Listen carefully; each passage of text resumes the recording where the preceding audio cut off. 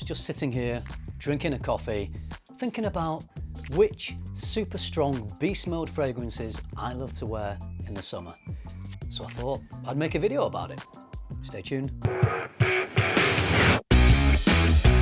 I do love a good freshie in the summer, but sometimes I'm looking for something more than that. I'm looking for something complex, something with a lot of power, with a lot of projection, a statement-making fragrance that maybe isn't quite so fresh, but still works in the heat. In that situation, these are the fragrances that I turn to. Kajal Perfumes have a lot of fragrance in their catalogue that fit into this quite small niche. They are experts at making strong fragrances that I think can be worn in heat. And one of the best, one of the ones that I turn to in this situation is Icon. This one's big on the fruits: passion fruit, pineapple, mandarin orange, there's ginger, black pepper, vanilla, praline, and sandalwood. The great thing that Kajal have done with this fragrance is they've used fruits that do have an element of freshness, the passion fruit and the pineapple, but they're exotic fruits, and exotic fruits tend to have a little more weight to them, a little more density. I don't like a fragrance to smell too much of only pineapple or only passion fruit, or too exotic fruity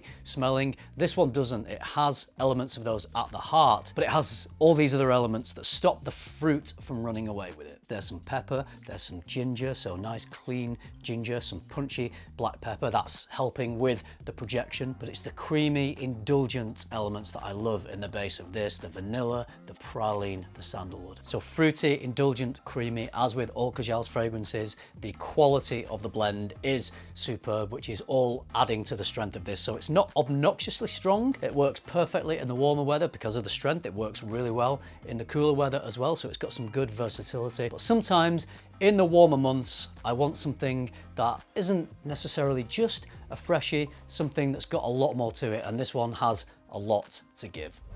I love this fragrance. It's a hybrid between two of the most popular fragrances on the planet. It might win the award for either the best looking bottle or the weirdest looking bottle, depending on your tastes in bottles. Parfums Vintage Emperor's Sunset X. This is Parfums Vintage take on combining the AVENTUS DNA with the Baccarat Rouge 540 DNA. Okay, so two stunning, very popular, very crowd-pleasing fragrances. I can see why they've been combined. It's great to combine fragrances with that Baccarat Rouge 540 DNA because it allows for a lot to be built on top of it. I feel it's a very base-heavy profile, so you can add things on top of it, and many people do choose to layer with Baccarat Rouge 540. The thing you've got to be careful of, and the thing that Parfums Vintage have been aware of when creating this fragrance, is it has such huge molecules in that 540 DNA. I think they're actually called Goliath molecules, that if you mix things in with that, it just absorbs them like a black hole, and you lose the other fragrance, and it just dries down to being a Baccarat Rouge 540 sort of smell. So if you want to maintain both fragrances, if you want that AVENTUS DNA, you have to engineer it in a certain way that you're not going to lose everything that's sparkly and great about the AVENTUS sort of smell. And they've done that with this. It remains balanced throughout the life. It dries down to being a perfect balance of those two very popular fragrances. So it's very strong and long lasting. I love to wear this in the summer. And what about this bottle? What are your thoughts on a gold gladiator's helmet with a pineapple stalk coming out of the top? Good? Strange? Or nope? Here's one from Mind Games that every time I wear this, I get so many compliments. If you're into getting compliments, then you should definitely check out Playmate. There's some coconut milk, lemon, some white florals in the heart, indulgent, creamy vanilla and sandalwood in the base. Quite a unique smell, which is why I think a lot of people like this when I wear it. It's a very strong smell as well, which is why it's in this video. It's got a bit of a condensed, milky, creamy quality, but it isn't just that, because that on its own isn't maybe an attractive smell. It has that coziness, it has that addictive quality, but this is balanced probably with the florals, which is why it's creating this unique blend of being indulgent, creamy and addictive with the milky creaminess, but also it has some lift and some likability coming from the white florals. It's got a playful, sexy quality to it, which I think is maybe why people like this so much and people feel the need to comment on it, partly because it's unique, but partly because it's got this playfulness to it, which is maybe why it's called Playmate. When I first put this on, I thought, does it lean a little too feminine? Is it a bit milky, florally for me? But then after giving it a few wears and after receiving the comments that I have done, that sort of made me feel a little more confident about wearing it. And sometimes when a guy wears something that maybe does tip over into leaning a bit more feminine, I think that can often get compliments. Whatever's causing it, I don't know. Mind Games did a great one with this. It smells strong. I love to wear it in the warmer temperatures as well as cooler temperatures, and people love it. If you want some attention this summer, if you want to smell great, if that's your thing, then look into Playmate.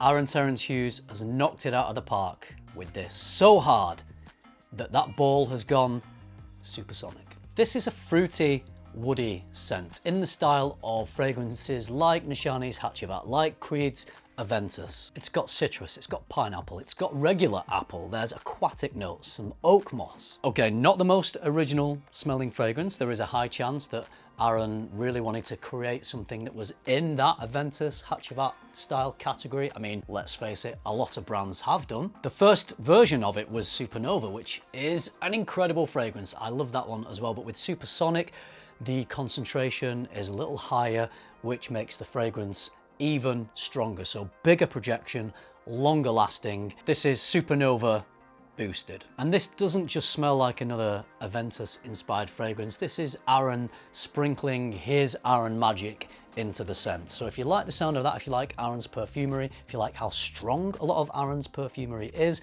and you like the idea of Aaron playing with that very popular scent profile, then Supersonic is certainly one to try. Very strong stuff, enough depth and firepower for the winter, but it works beautifully in the summer.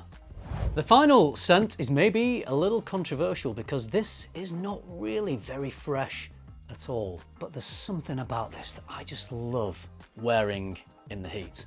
Amouage Sequence. Yep, no surprise that we've got a beast mode strong fragrance from Amouage, and this is Amouage doing beast mode, firing on all cylinders. This is a deep, slightly dark, brooding, very sensual fragrance, very strong. This is a head turner. I have turned many heads over the last few months, but there's something in this that lifts it, that make it a wearable rose oud leather fragrance in the warmer temperatures. I think it's the lychee and the raspberry. They're fruits that are just balancing out the heavier components of the scent and lifting the overall scent profile, making it work so well in the warm. So it doesn't feel too much. It's not a million miles away from Louis Vuitton's Ombre Nomad in terms of its scent, but I have a friend who wears that, and sometimes when I get caught in the sillage, it's a little too much in the warmer temperatures. I find it can be too heavy, but this one is lifted and definitely not too heavy in the summer. Here's a couple of little anecdotal situations about this fragrance. The first was that I was wearing this to the final party of Essence in Milan, and multiple people that evening were commenting how much they loved this fragrance. It was Milan in June, it was hot, the room was hot. There was a lot of fragrances going on in that room, as you can imagine, but this was standing out to people. The other situation is I was in London last weekend, actually, and it was super hot. I was there with a couple of friends, and one of my friends asked me if they could have a few sprays of this scent. It's always good, and I always enjoy appreciating a fragrance that I know and love on somebody else, because you get a different experience from when you're wearing it yourself. You get to experience the sillage, and this was just working perfectly. We were on some rooftop bars in London, the sun was shining, it was hot, temperatures were high, and this was working so well. I was actually a little envious that I wasn't wearing it myself. But that's what a good friend does, right, Ben? They'll lend you one of their favorite fragrances and let you upstage them for the day, because that's what happened. And I'm all right about it. No problem. No problem with that. It didn't really bother me in the slightest much.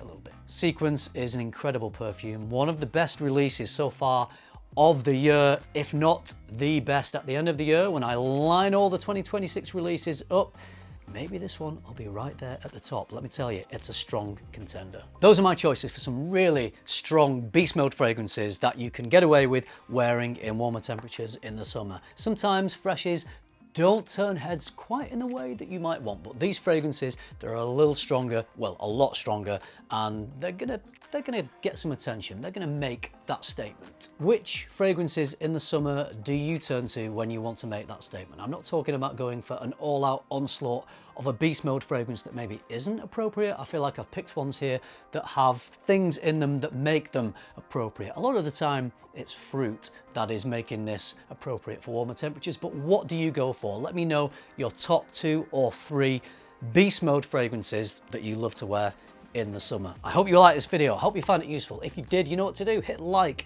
subscribe if you haven't already, and if you do all that, I'll see you in the next one. Thanks for watching. Bye.